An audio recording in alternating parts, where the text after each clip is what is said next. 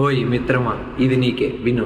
ఆంజనేయ స్వామికి తన బలం ఏంటి, తను ఏం చేయగలడు అనే విషయాన్ని తనకు గుర్తుండవు తెలుసా.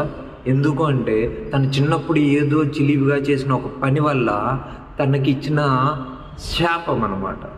కాబట్టి తన బలం ఏంటి, తను ఏం చేయగలడు అనే విషయాన్ని తను మర్చిపోతూ ఉంటాడు. కానీ ఎప్పుడైతే లోక కళ్యాణం కోసం ఏదైతే కార్యం జరగాలో ఆ కార్యం జరగాలన్న ప్రతిసారి తన చుట్టూ ఉన్న వాళ్ళు ఎవరో ఒకరు తన బలాన్ని తను గుర్తు చేస్తారు, ఆ కార్యాన్ని తను సాధించేలా చేస్తారు, ఆ కార్యం సాధించి తను బయటికి రాగలుగుతాడు. కానీ అదే హనుమంతుడికి ఉన్నంత బలము నీకు ఉంది అన్న విషయాన్ని నువ్వు నమ్ముతున్నావా? హనుమంతుడికి ఉన్న బలము, హనుమంతుడికి ఉన్న తెలివి, హనుమంతుడికి ఉన్న సామర్థ్యము నీలో కూడా ఉండింది.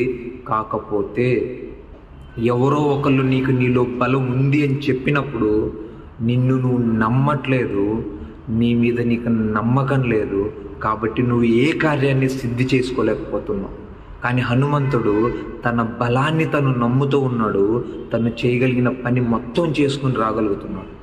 మరి నువ్వు, నీ దగ్గర బలం ఉంది, నమ్ము, యూ కెన్ డూ వండర్స్.